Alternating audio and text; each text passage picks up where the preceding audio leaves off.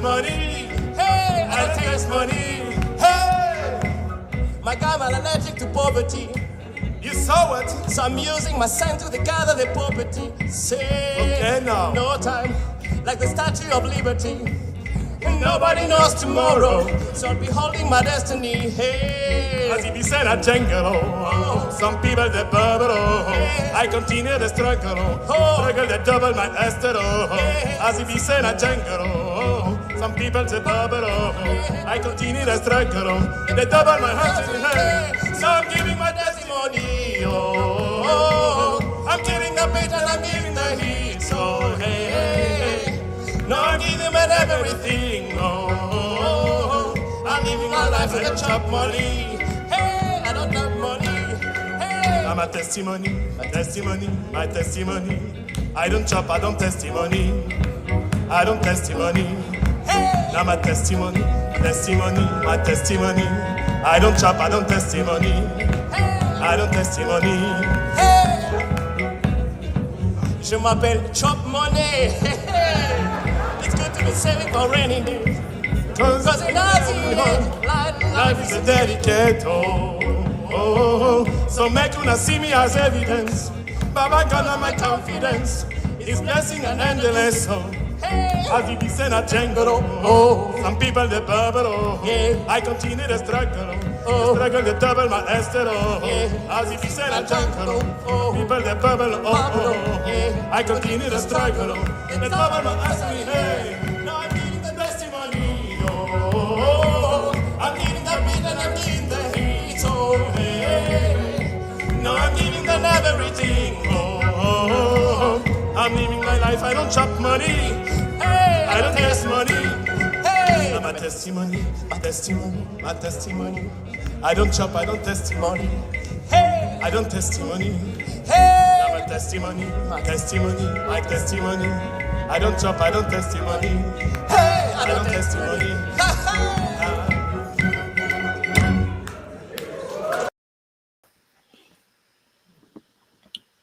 So, good evening, everyone. Good evening. Mazuzoke speaking to you from the ground zero. It's quite the music you just the song you just watched now is Your President in France. Once again, I must emphasize, if we count the year 2024, how many times he has gone to France? If we stay by the real count, I think it's now more than 5 times. I don't know what is in France. This is my Friday Hangout. I welcome you as usual. Friday Hangout, where we take national, regional, state issues. Serious issues will drill down here with a dose of humor. And we do that by saying, first of all, go grab yourself a coffee. I have something to drink here.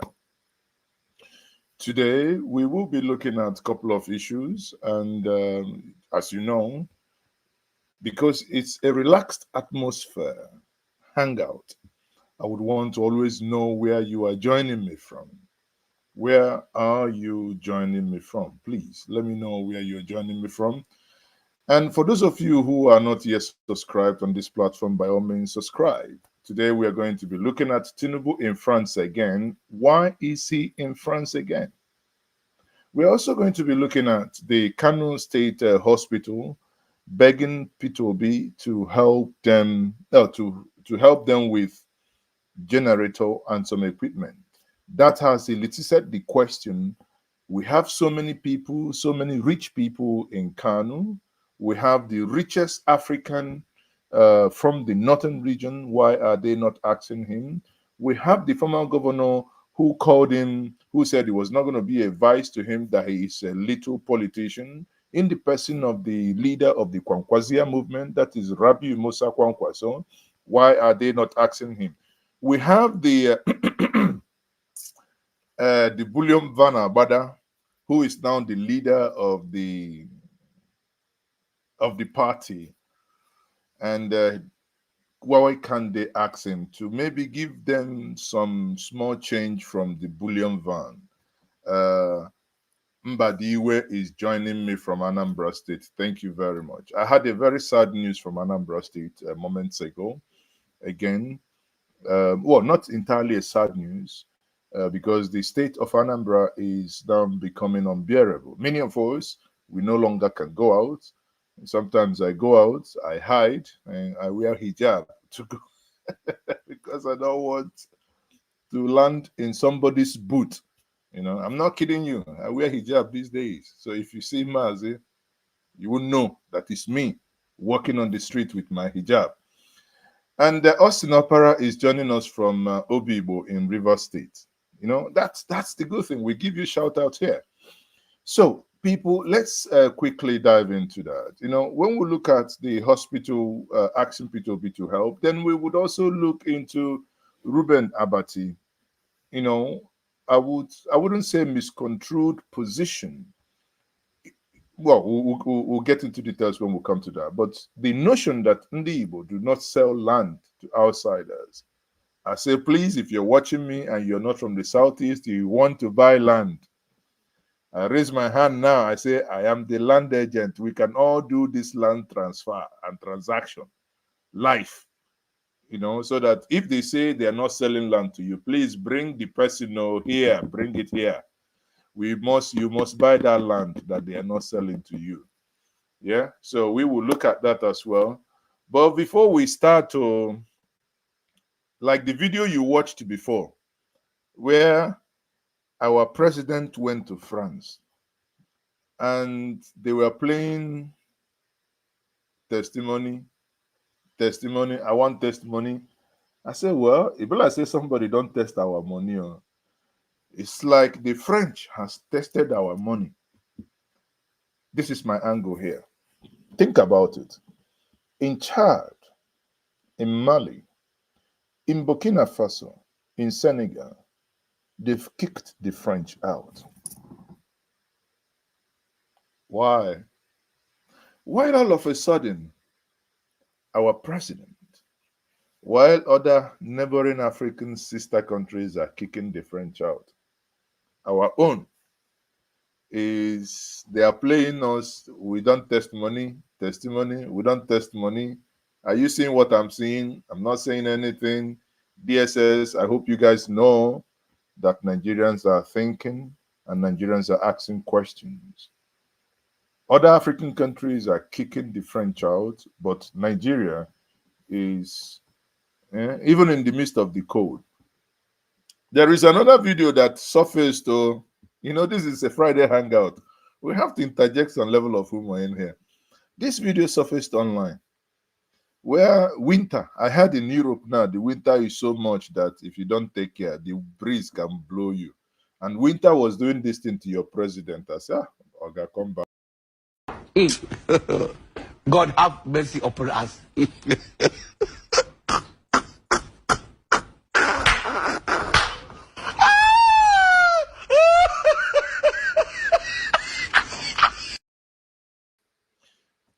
One, his jacket is slightly his jacket is slightly oversized. I don't know if he saw his shoes. If you didn't pay attention, watch the shoe again. God have mercy upon us.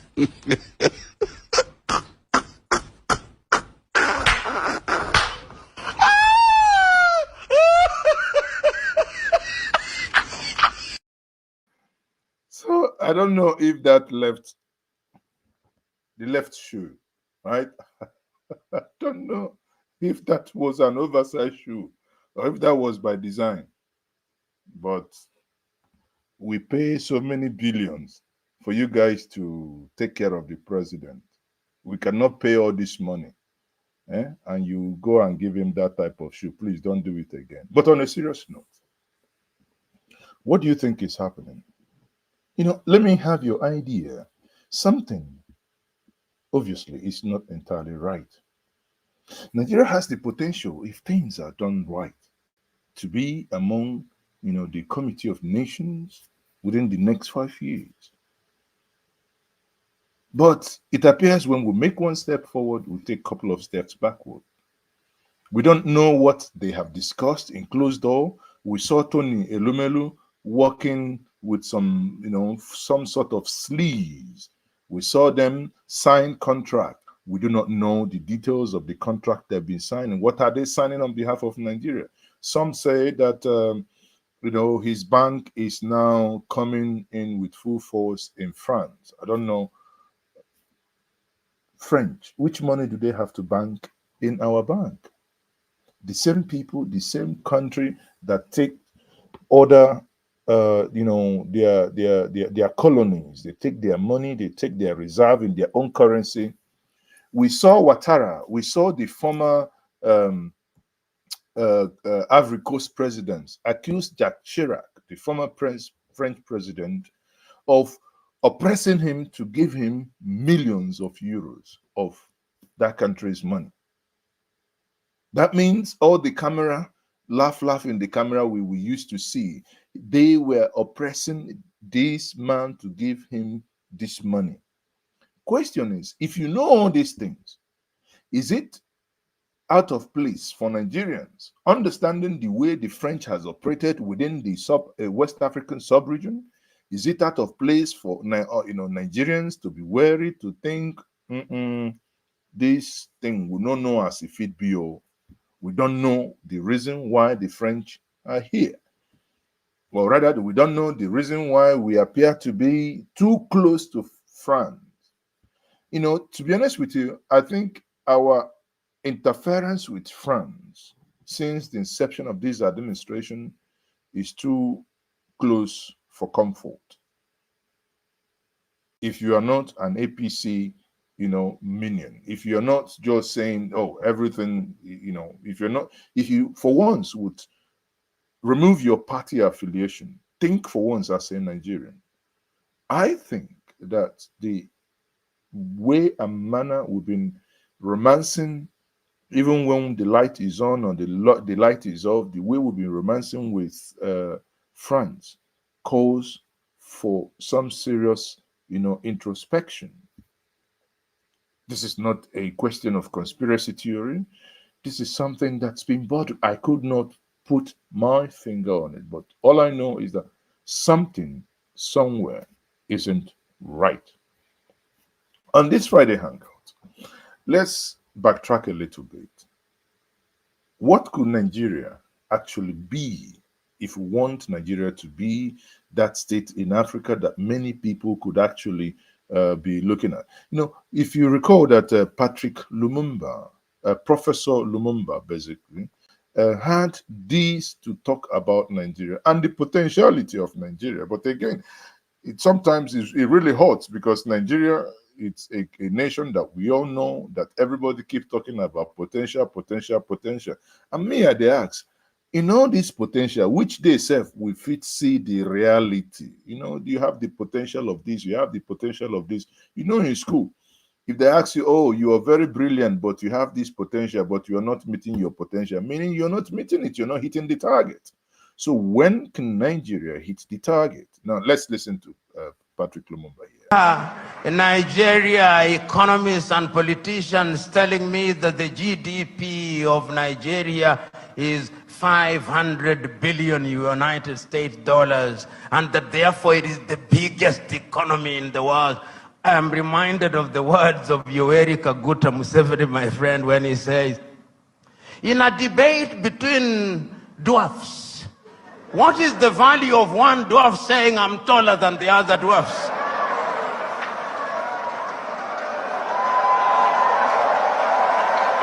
You are still a dwarf. This Nigeria is capable in 5 years of becoming a 3 trillion GDP economy. The fundamentals are there. Talk of human resource. And I think it is, my sister, you go to anywhere in the world, tell me, engineering, artificial intelligence, space, Nigerians. The saying goes, if you go to any part of the world and you do not find a Nigerian, run away from there. Because there is nothing to be done there. It is these Nigerians who will move the country. I keep on reminding my Nigerian friends, you say you are 220 million. No, you are not. I suspect you are 300 million. And if my suspicion is correct, you owe this region and this continent the talent. You know, when people talk about instability in Nigeria, I ask them, can you handle refugees from Nigeria? Can you? You cannot. They'll overwhelm the entire West Africa. So it is in Africans' genuine desire that Nigeria remains great and becomes great. All the ingredients are there. Writing in 1983, Chinua Achebe, in his book, The Trouble with Nigeria, said that it is simply and squarely a problem of leadership. That is an African problem, and I also want to say it is also a problem of followership. Before the Ezemwe started speaking, he talked about what is expected of him in the village. When you are appointed into a public office in Africa, they actually expect you to be a thief. And if you don't steal, they say you are not wise. So in the minds of many people in Africa, Abuja and Lagos are hunting grounds where they send their sons and daughters to steal, to take antelopes, which they share in the village. That thinking must change, because service for humanity is what we must look at. And I have no doubt in my mind that Africa can do it. When I look at Africa and I look at Nigeria, I see an Africa that is capable of rising because our sons and daughters now present in the continent and even in the diaspora. You go and see the Africans in the diaspora, whether they are in Antigua and Barbuda, and my good friend here, the ambassador of Antigua and Barbuda, Wallace Williams, Trinidad and Tobago, will agree with me in that regard. You go to St. Vincent. Now, you can see his elucidation here. There is this point that two takeaways here. Nigeria can actually, you know, if we move away from the realm of potentiality, what is the potential of this country and what it can offer the world, then it comes back to something needs to drive this potential to the next level, and that is leadership. Sadly, we do not have that leadership. I mean, sadly, you know, I can't make this up, but sadly, we do not have that leadership that the people trust in order to make that happen. On the other plank, he talks about, you know, the concept that when we elect people or when people imagine leadership, we actually expect them to steal. Yeah, of course. It happened in Anambra State. There was this conversation, I think that was UPP, I think. With Osita Chidoka and I can't recall the other guy that wrote a book with Lomefo, Chido Fodile. They came for a campaign. They came for a campaign, sitting in one corner.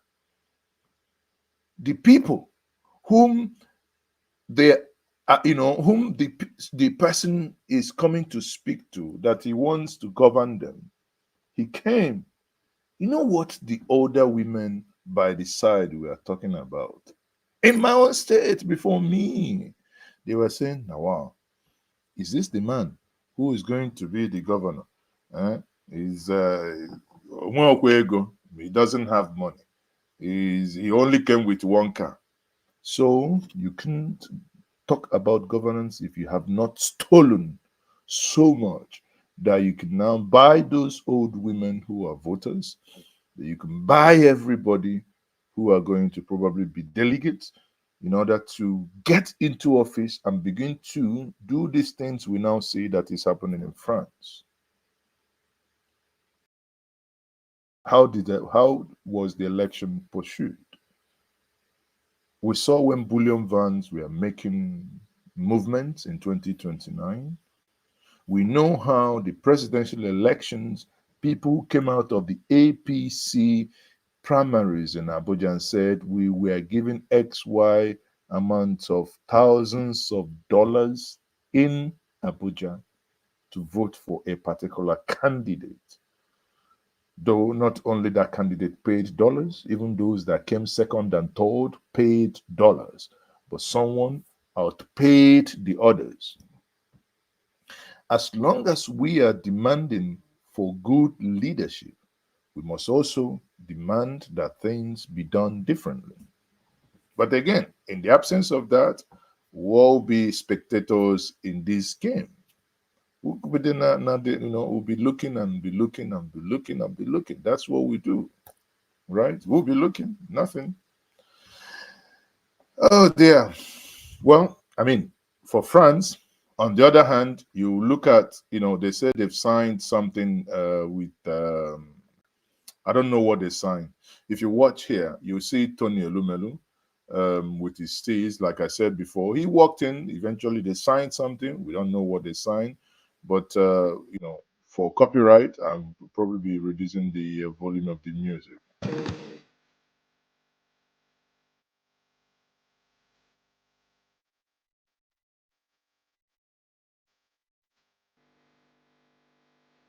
So you can see them here. Whatever it is that they signed.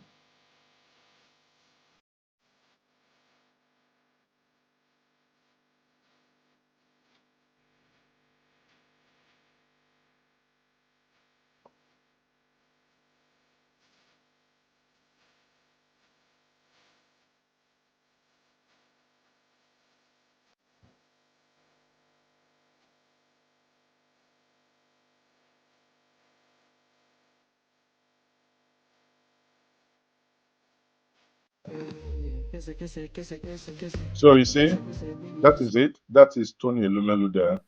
He was with the president in France, and they signed something. Tony, thank you very much. Tony is watching from the Netherlands. Alsjeblieft, Tony. Alsjeblieft, you know. And I keep, I keep asking. I don't know. Maybe that by tomorrow or so they will be speaking to Nigerians from the Netherlands or from anywhere. I don't know. I don't know what's going to happen.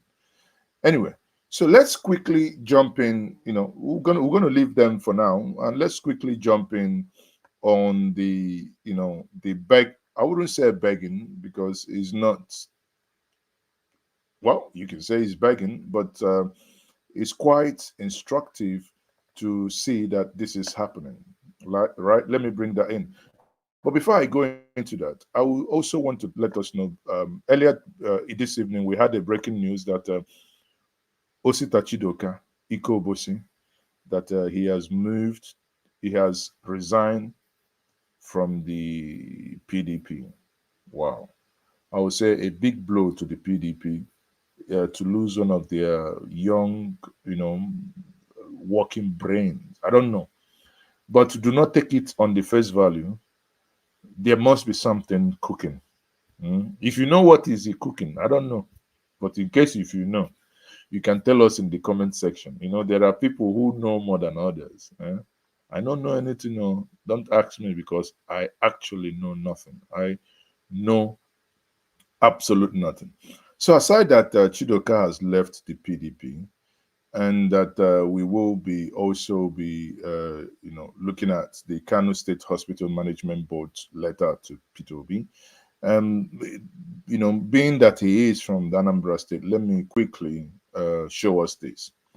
This is a testimony of someone who this evening survived, yesterday evening survived a kidnap attempt in Agulu, in Anambra State. Agulu is the hometown of the former governor of Anambra State, that is Mr. Peter Obi, right? So if you watch that, you will see clearly how bullet touched this vehicle. Now, In the video I made earlier in the week, that I appealed towards that whoever is behind these things, please, now Nabeg would beg that we should pedal down. Some of you, took to the comment section to write whatever diatribe you want to write. But my point remains, and I mean every single word I said there, that please, this is pure madness. We cannot be kidnapping people on a daily basis. You know, if you're a reverend, if you're a Catholic, in Anambra State, you would understand this. Or if you're a Catholic in the southeast, most of, if not 90% of the songs used by the Catholics is composed by one man called the ancestor, Jude Nnam. He was kidnapped in Omonachi, and eventually humongous amount of money was paid. He was released. I met him sadly on Monday, and he told me stories that broke my heart.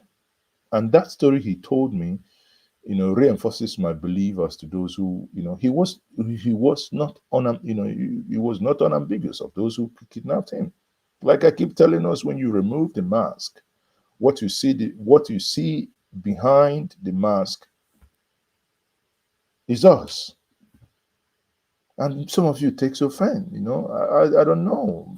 Maybe that's not or maybe many of you have spent so much outside the southeast that you do no longer understand what I'm talking about. This guy, Google him. Jude Nnam, Judennam. You look at him, he has composed over 2,000 songs.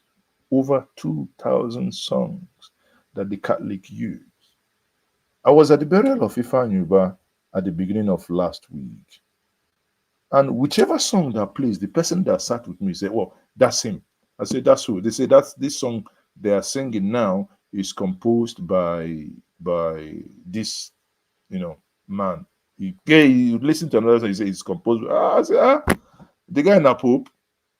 But again, this is where we found ourselves. And look at this and see for yourself. Ụmụnne m, ọkwa Chukwu zụọ m n'abalị ụnyaahụ n'Agụlụ. Ndị abịala ikidnap m. Onye mụ na ya nọ na moto. Ha bịa ikidnap onye mụ na ya nọ na moto. By the special grace of God, we had to escape with our lives. Ife ebe ha nọ wee gbarikọcha moto mbụ echa anya ya ha bịazi ogbugbu ka ha bịazi nke ikpeazụ ma glaasị ma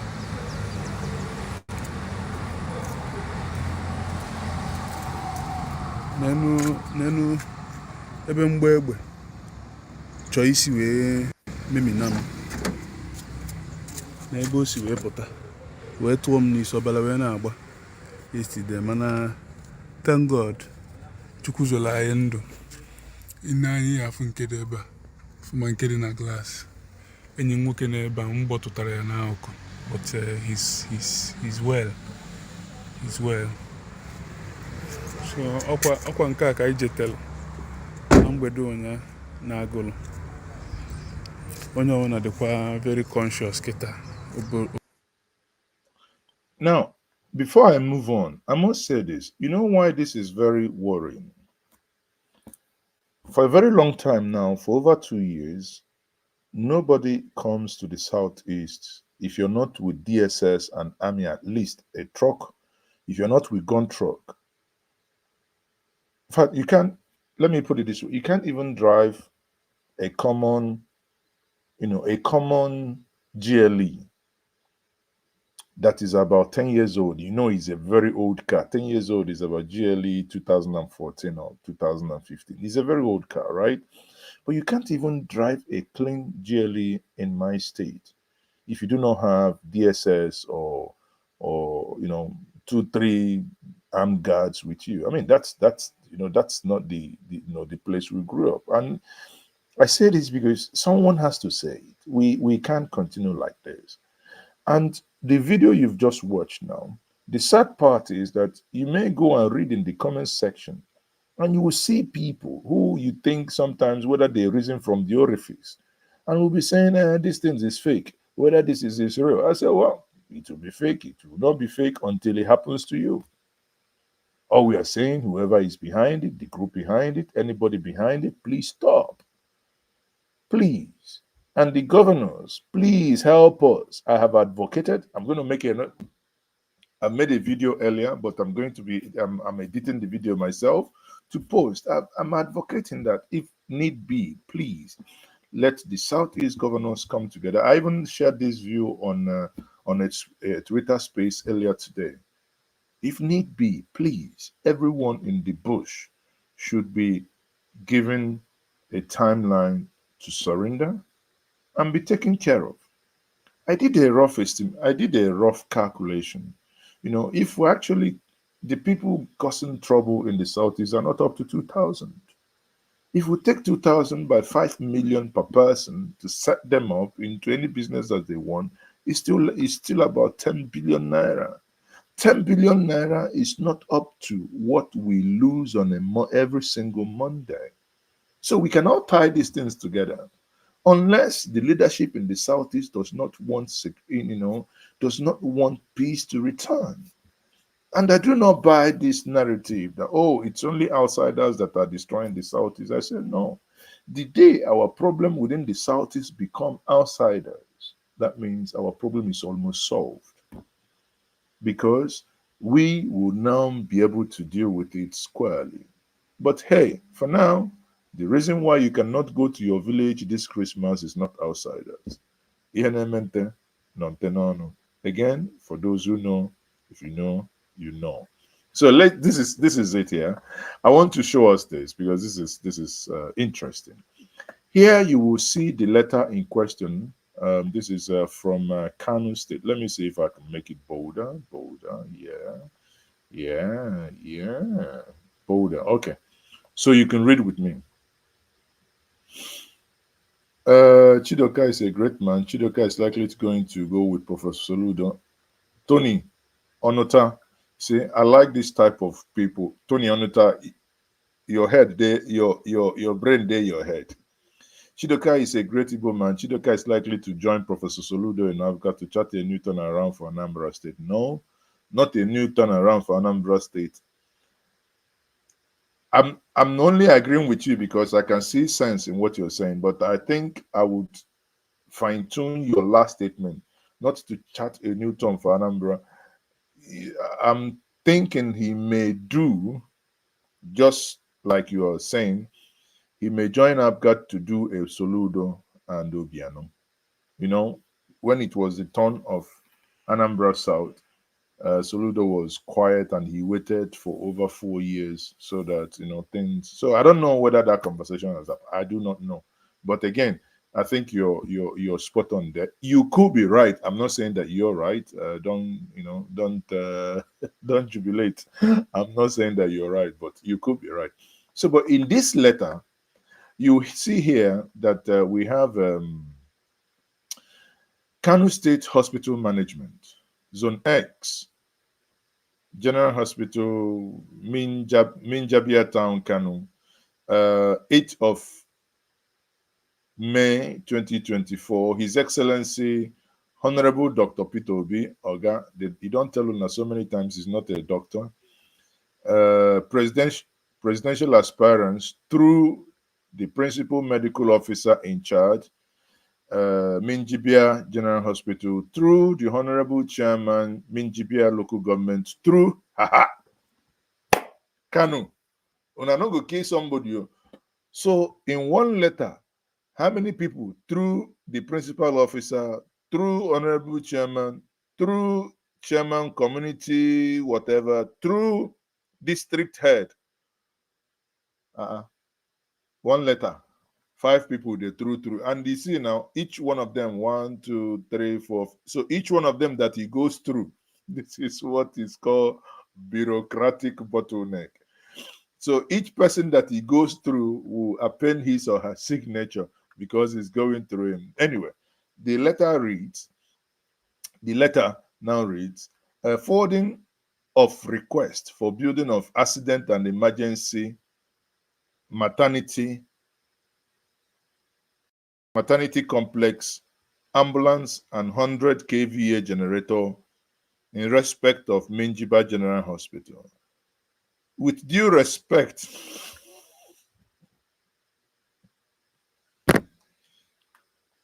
Mazi, why are you laughing now? Waiting.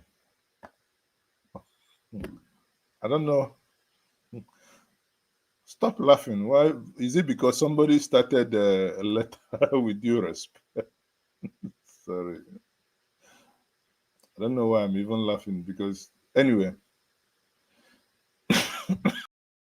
5 days it is Sapele road. I know go back, I know go front. I know Giri make you go back. I know Giri make you come. The road you don't support. The people ask I know Giri make you open the road. While I do no back, no foot, nothing. Government no look at the people. What you call government be this? I beg government the beg pays. Government are the big person. I don't know which kind of government be this. But with due respect, and honor to your good officers.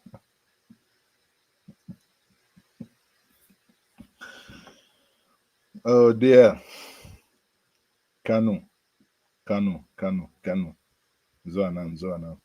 Zo, next time, if una one write letter, una go get secretary. So I've never seen a place where my brain is not stuck with due respect. I'm like, am I insulting anybody? I don't know why my brain can't go past due respect now. But with due respect and honor to your good office and the exemplary leadership, I wish as directed to write and forward the above subject matter in respect of the above heading.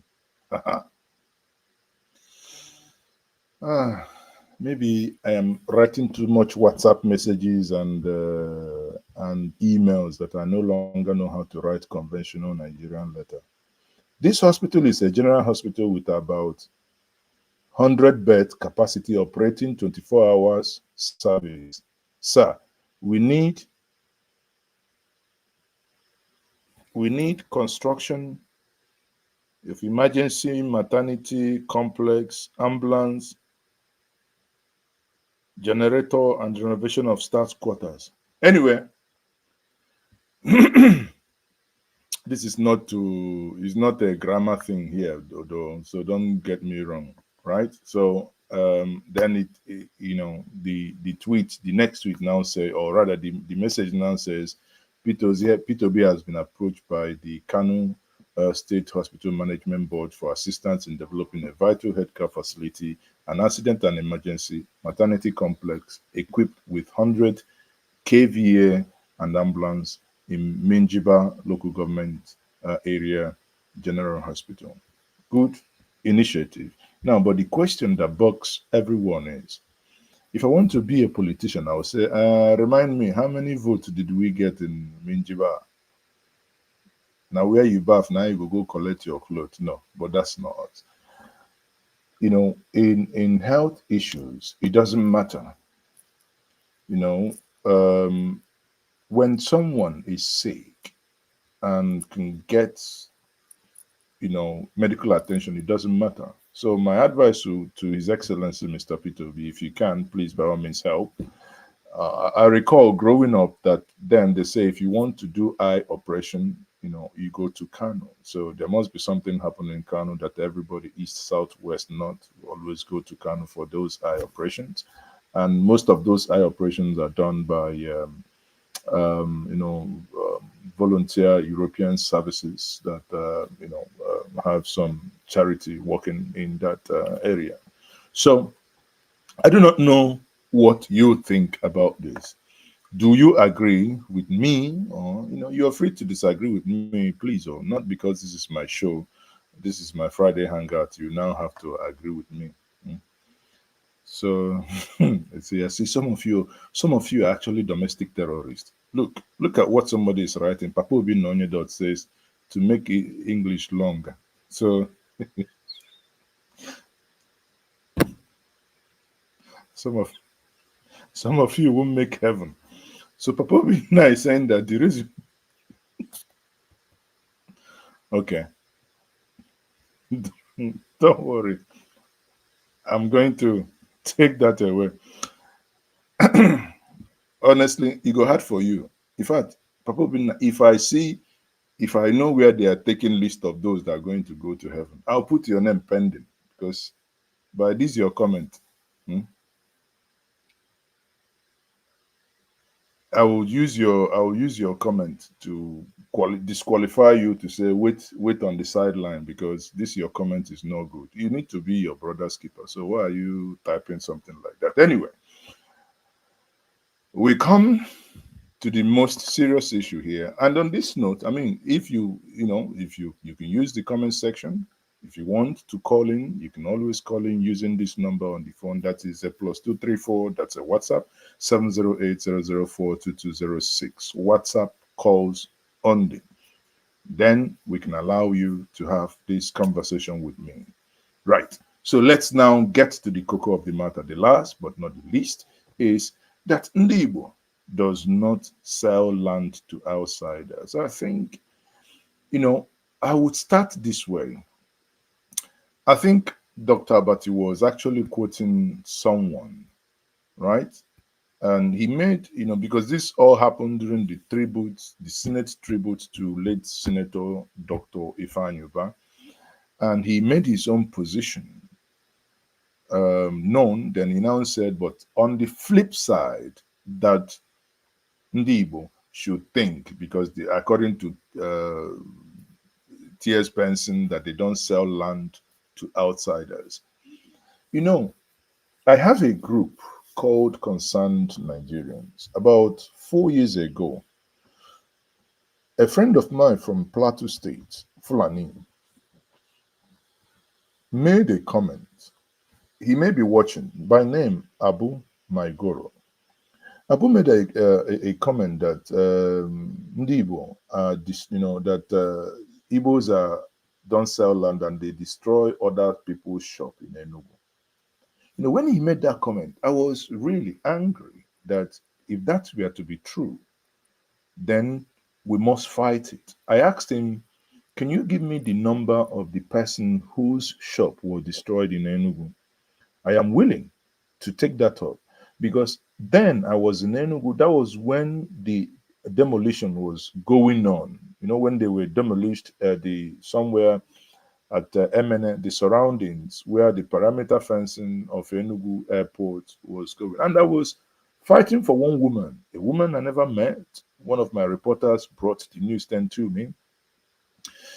A woman that had the burial place of her husband and 3 children all demolished without any, paying last respect. So I have written series of WhatsApp messages to the governor of Enugu State then, Ugwuanyi, and to the senator representing that place, then, and even went further to write another senator and one rep, I think, Nolima, whoever, was also within the aviation then. So in the midst of that, then I hear that in Obete, that non-Igbos, that their shops were being taken over from them. You can imagine, that's not right. If sometimes we accuse others of doing so in, other parts of Nigeria, then we shouldn't be doing that which we accuse of others of doing. I collected the number and I intervened. I find out that the whole story was a ruse, that the whole story was false. What was the real story? The real story was that the then governor of Enugu State was clearing shops, these people that hang clothes along the railway track in Enugu Holy Ghost Market. So it doesn't matter if you were Igbo, if you're Hausa, if you're Gwari, it doesn't matter. When the government came, they cleared everything. Now, see how story get twisted. When I called the young man who has now relocated back to Jos, I said, please, oh, did this happen? If true, are you able to join me on my live program? I want to call out the governor, but I need hard evidence. The guy said, no, Mazi, that's not what happened. I said, can you now tell me what happened? He said, no, it's just that they felt that the government didn't treat them right, that the government destroyed all those shanties, not lock-up shops. Pay attention. And they promised that they were going to relocate them. And not that the government was not relocating them, that he felt that the government was not fast enough. That if he were to be Igbo or that he was from Enugu, probably he could stay and wait until government does their thing. But he felt, okay, let me take my last kaya and relocate back to Jos and stay. Now, these individuals that I talked about are still alive and they are still my friends till today. I still speak to them. Now, why did I bring these analogies? Because the narrative of a single story. And the same thing applies, not only that Igbos don't sell land or that Igbos don't do injustice to others, is the narrative of a single story. Also, there was a time in Lagos where they said that people built houses in Kano. And we saw videos, everyone shouting, oh, I have all the papers, oh, and they destroyed it, or blah, blah, blah. The Commissioner of Environment in Lagos came on air, said, if you have C of O or any authorization to build, please come to Arise TV or share it online. I took that video. I made a tweet about it. I asked people in those groups. There was one man who called me, I won't mention his name now, but probably he might be watching. He wanted me to do a program with him on that. I said, well, I can only do this program if I have victims. And it means, victims means you would have to send me the documentations for me to look at. Till today, nobody came forward. So what that told me is that the majority of the people making those short videos crying who's blah, blue, blah, what, most times actually broke the law. But the law, when it takes its course, it is easy to say, oh, yeah, because we are Igbos, oh, they are destroying our properties. Oh, yes, when you pay bribe for you to build where you're not supposed to build, it won't last forever. There comes a time that an individual who may not be, inclined to take in bribe will come, and sadly, you will lose those properties.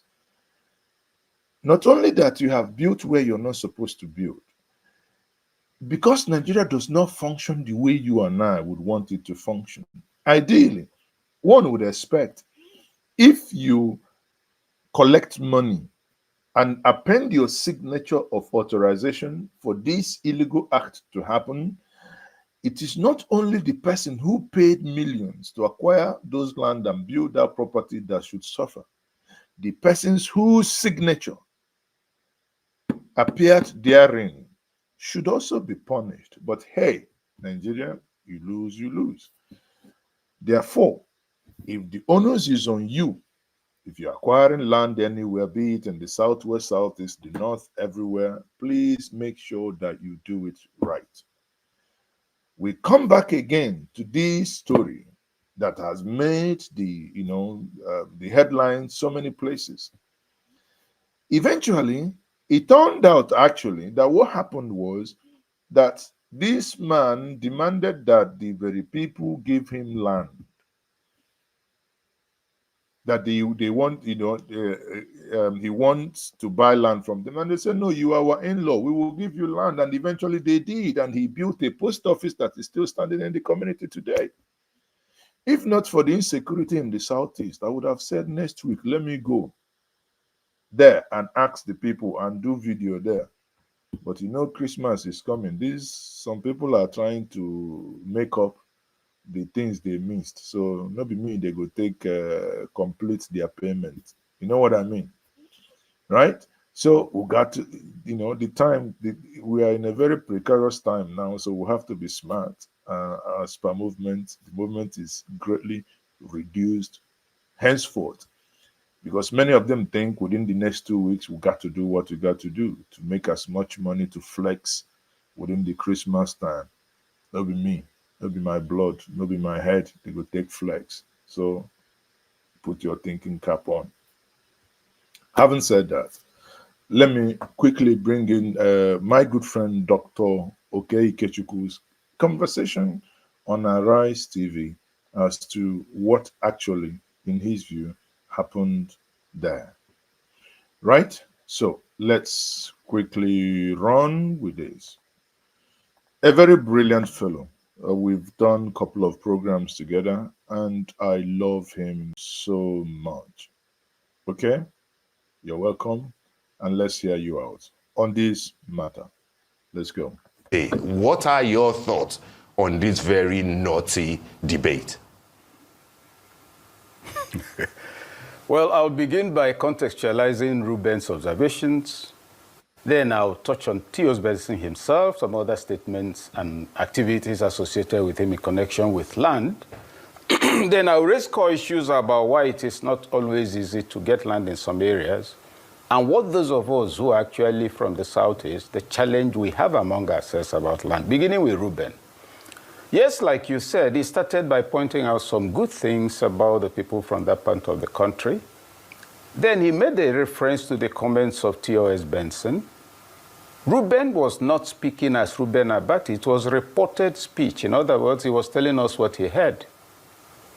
That's number one. Number two, there's then the perception, okay, if a man as Benson would say this, there's also the possibility that this is factually correct. But that's if what Benson said. You've said he's not a flippant person. That is correct. But what if in that instance, actually, the statement is not correct? And I asked that question knowing for a fact T.O.S. Benson's in-laws are Mbiri people.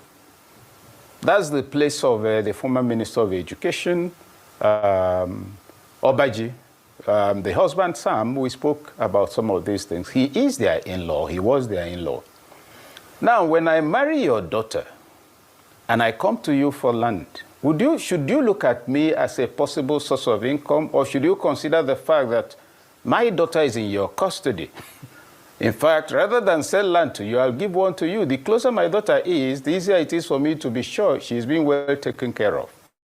So for the record and for all of us, Mbiri people gave land, donated land to Chief Benson at Mbiri, which he used, in fact, at his own discretion to construct a post office for the people.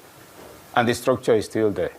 So recontextualization, Ruben did not set out to misinform anybody by the statement he made, but he was correctly quoting Chief Benson. Now, so let us also get it to that point. And then when the altercation, if you like that expression, between him and his colleague, brilliant presenter, the young lady, remember he said, in a bit of anger, which was a little too heated, that if others, apparently he has some other sources, and if others have, let them present anthropological evidence. Now, the point there is this. You can carry out a research on the behavior of Gwagwalada people. That research will require field work. The result you get will depend on whom you interviewed. And if later I read that work, I'll say, oh, Gwagwalada people have these qualities.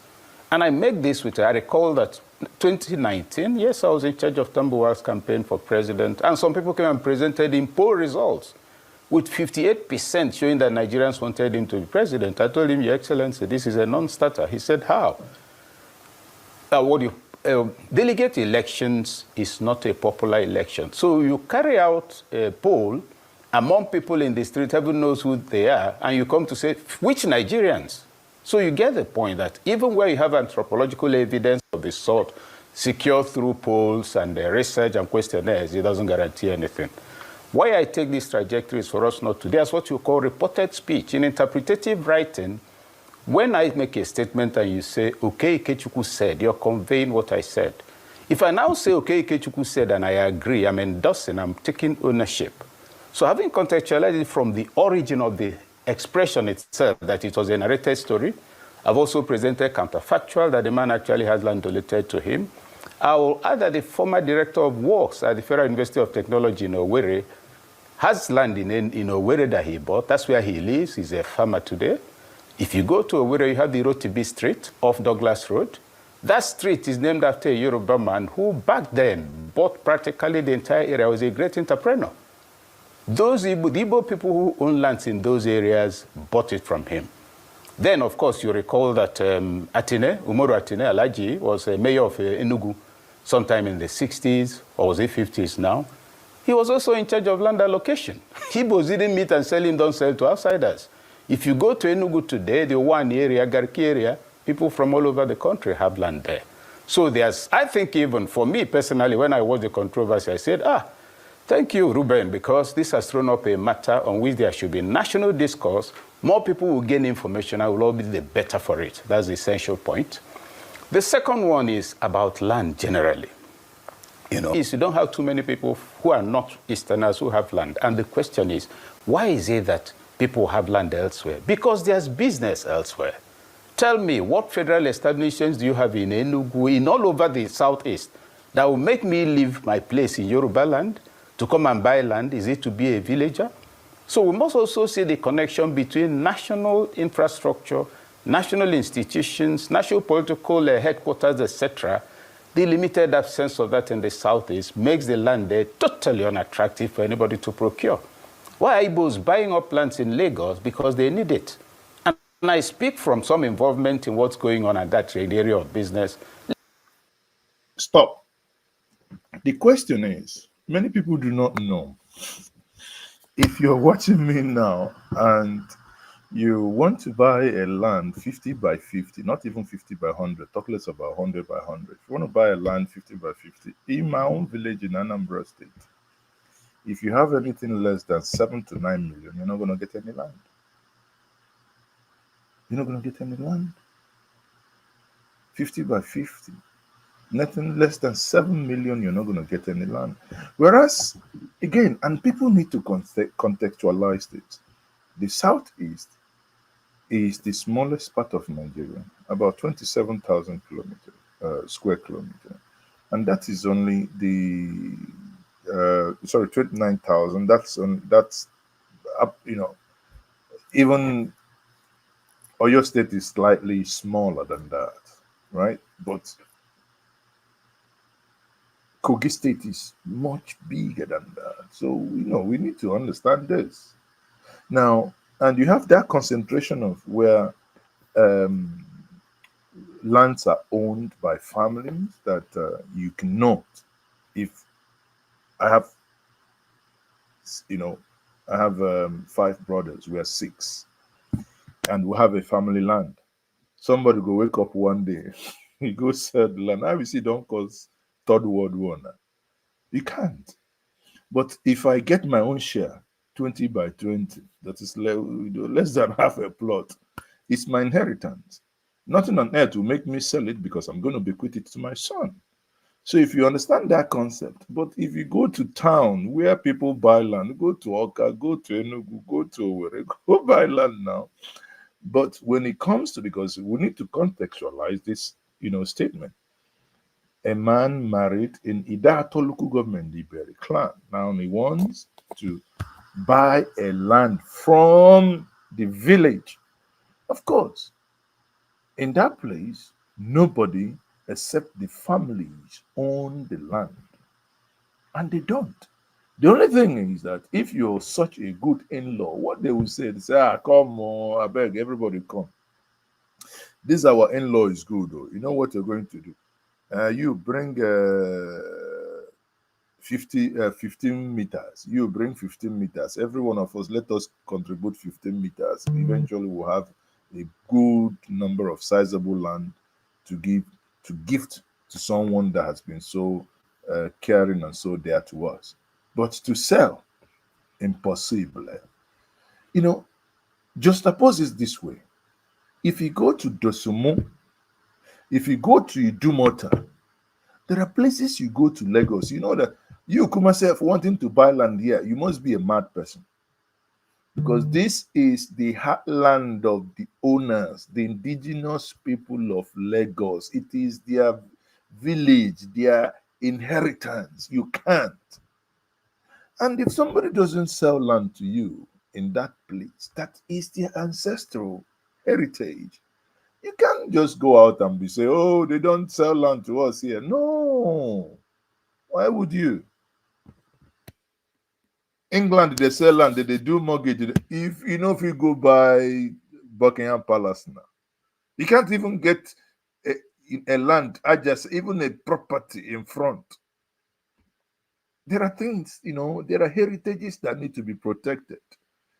And, not everything that we have to take out of context and make a mountain out of the whole thing, honestly, it's not needed.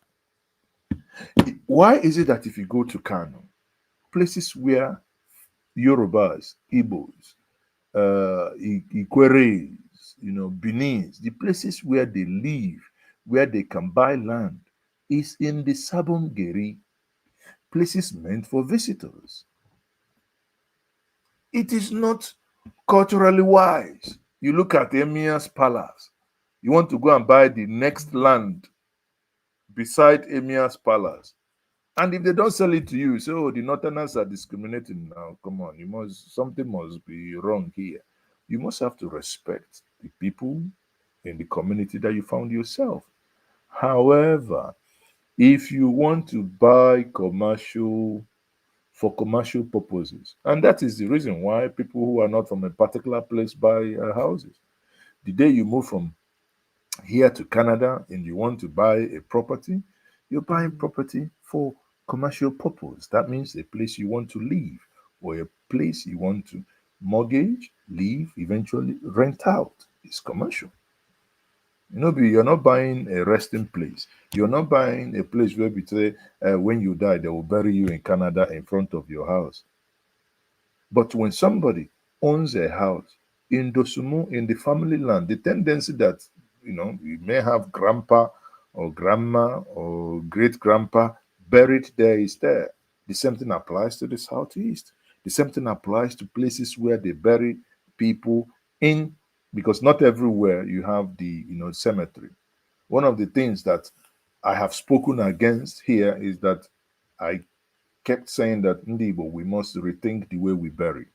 We bury in-house. Over time, that's not sustainable. In generations to come, if not everywhere, will be full of dead bodies, because eventually you will all die. I had my first caller. Let me call back. I had Elder Deli Ajufo call me before now. Let's see if he's here to speak with us. Good evening, Obueshi. You're live on my show. I know. Yes.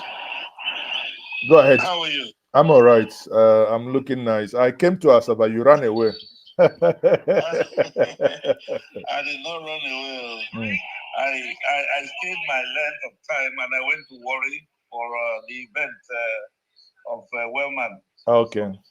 Anyway, and I'm back to Lagos. Don't worry. I shall return to Asaba the next time and I'll meet you. Where are you now? I am back to Anambra State, but I shall return to Asaba. Well, I don't know. Okay. Anyway, what's your take on the land issue? Yes. But you know that Ruben Abati is the biggest. I mean, he would for a journalist to behave the way he behaved, the guy is as far as I'm concerned, is on truth. Even if your story is correct, you don't react that way to a fellow journalist. Intimidating Ojineko, it shows the guy is some manner at all. Having said that, we have shown that the story is untrue. And in my hometown in Budo, the first block building in Umeje Road was built by a Yoruba man called Tinubu. He had the best transport system in the 50s, 40s, and 50s that transported us mainly from Asaba Cable Point to Ibuzo or Wash and the rest of the hinterland. This narrative that Igbos don't sell land is just a fallacy. In fact, let us go back to history. How many Yorubas travel out of their territory? Let us go to Jos. You could count the number of Yoruba families in Jos, whereas every nook and cranny of Jos you had Igbos. Same thing in Kano, the Honolulu. If the people are insular and don't wish to travel, why should they blame people when they don't have land? It is unfortunate that people who are supposedly enlightened should expose such narrative that is not true. If Ruben wants land in Buzo or Abao, let him come out that, or let him show evidence that he has attempted to buy land. You understand? The same story that goes on. Some, I find it objectionable that people who are supposed to be educated will continue to spew very bad garbage based on tribal sentiment. It has become common among some Southwestern people. I see some people who are educated in the Southwest saying, let's chase Igbos out so we can take their property. You don't do that. And yet a Yoruba woman is a leader of conservative in London. We have a Yoruba woman as a councillor in Ireland. But that was until we cure that ailment, we will not go anywhere in this country. If you want to divide the country, go ahead and divide. Even if you divide the country, it does not stop me from living anywhere in any part of the world that I want to live in, as long as I respect the laws of the land. But it's becoming unbearable. And let me warn all these bigots who are fanning the embers of war in the Southwest. In fact, the wife of the president said it herself. We will conquer the Igbos and confiscate their properties. That is what she said. So when such narrative and such stupid statements come from a supposedly high-ranking woman like that, you can begin to imagine what they talk in their bedrooms. So I'm sorry, but we're not a country. We're not a country. It's sad. Okay, Obueshi. Yes. Thank you very much for your contribution. Thank you. Thank you. So that's Obueshi Deli Ajufo. And let me, in the spirit of what we were discussing, also bring another video. It is always easy for people to say, oh, Igbos do this, do the other one. But sometimes we also have to know. I recall when some people won election in Lagos State and what people were saying. These things doesn't help. Somebody who won an election to represent a place he has led for 20, 30 years in the National Assembly. He's not representing his state in Anambra, Imo, Ebonyi, or Enugu. He's representing the place he has lived, built up in his own little way, the place he has been paying tax in.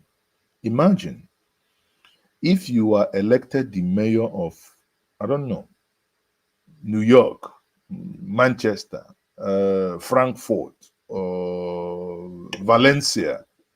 You're not going to be living in Valencia that has daily problem and be thinking about your village, too. Okay, you can't. Your brain won't even make that connection because they will roast you alive. So, we need to grow up. So the last video I'm probably going to play now. When we look at this video, you understand that there are also Yorubas doing well, even within the civil service in the Southeast. And there are also Igbos doing well elsewhere, even within the service. So let's, understand that this is a nation and not that anybody would want to gaslight one or the other. We can grow above what we are currently saying. I want to say this that even if I come So, and here we would let me quickly put the things off so you hear this narrative here. I want to say this that even if I come to this world next time, I would like to stay in Anambra State because in the Anambra State. Now, when it comes to land allocation, this is the Director Building, Construction and Maintenance in Anambra State. He's a Yoruba man. So he can imagine you be Yoruba. His name is Ojeleke Samuel Adegbola. He want to buy land in it. You go call your brother, you go tell you, so come, we get land for cow, but they cost so. Now the amount where Igbo man they pay, now you go pay. So if you pay so, you don't get land with that one. So next time, I would like to stay in Anambra State because in the Anambra State, they are very kind to me. Amen. They are very kind. So to the extent that my daughter, who is a graduate of University now, I named her Chiamaka. You don't mean it? Yes. Chiamaka. Chiamaka. Oh, beautiful. God is good. God is good. So they have been friendly with me. I don't have Samuel Adebola. Adebola, yes. Adebola. Yes. You are from which state? I'm from Oyo State. From Oyo State? Yes. And you are working with the Anambra State government. For how long have you been working with? I did my youth service here. That was 1995, 1996. So I was the best copper. And Anambra State government gave me automatic employment. Okay, louder. Anambra State government gave me automatic employment. Okay. So I've been in Anambra State for the past 27 years. Okay. Okay. So we understand you have just been elevated to which position now? That is director of building construction and maintenance. Building construction and maintenance. Anambra State Ministry of Housing. Housing. Yes. Okay, congratulations. Thank you, my brother. So how have you seen the state and how has been your relationship with the people?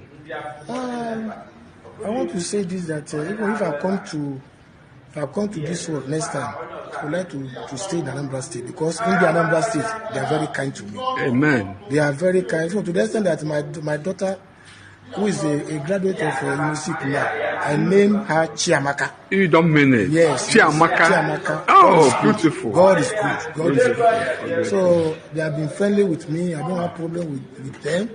I can talk to them anyhow. We discuss, we chat together. So I love to stay here. Okay. I still have another brother, head of service. It's my brother. That is Bayo Jenka. So. Okay.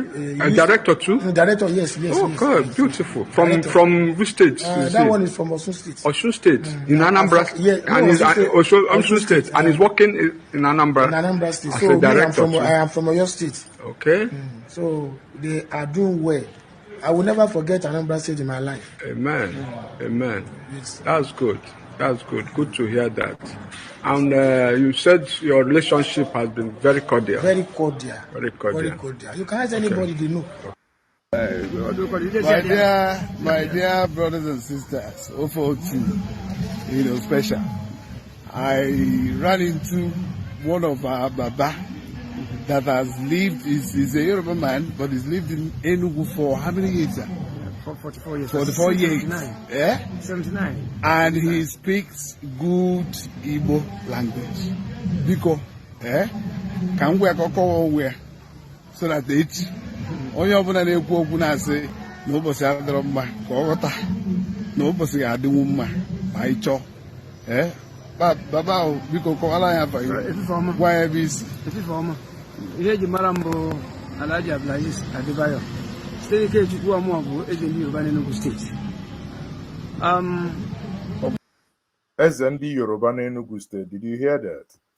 Eze ndị Yoruba n'Enugu State. You see, people, the reason why I took my time to play all these things is that across the board, I think it will help us to be more tolerant with one another. We are not a people. We are distinct, diverse people. By whatever force has brought us together as a country, we can live together. We can manage our differences together as a people, respecting each other's cultures and boundaries. If you do that, even if when I hear some of us say, oh, it doesn't matter, break. To what end, for how long are you going to break African as a continent? And that's where I agree with Julius Malema. Malema, in his way, argues that Africans are one, and that's what we are. We are the people of the black We are our color. We should be proud of it. And we should grow up, understand, go away from our, primordial ethnic sentiment and explore the world. I think it's going to help us the more if we, like the argument between Zeke and Sadwana, one says we should forget our differences, and the other said no, we would have to learn and manage our differences, of course, and I agree with the latter. We should learn the differences, know the boundaries that we shouldn't cross as humans. You know that many of you who work in Europe, you walk into the office, the way you talk to women, and even those that have different sexual orientation, irrespective of how disgusted you are, you have to control yourself because you are expected to act in certain manners. It behoves on us also the way we speak to ourselves. Yes, we are not of the same culture. Yes, we are not of the same language. But hey, cut my Azezoko open, cut my left hand open. What you're going to see is blood. Cut a Fulani man open, an Ikwere man, an Ijaw man, a Yoruba man, and a Ghanaian, Mali, Senegalese. We are all the same. We suffer the same thing. So why can't we try as much as possible to manage ourselves? Even if you break Nigeria into 50 countries, would we solve anything? No. Imagine the Southeast today with the level of insecurity. A people, one of the rarest you see, a people, a language. Yet, those that make us not to sleep soundly are the same people, from the same people. Think about it. It's still my Friday hangout, and I'm not here to bore you. But on that note, I will say we will be shutting off here. And I thank you very much for joining me this evening. I am still Mazi. It's okay. Good night from this side of the world. Ah, la, la, la,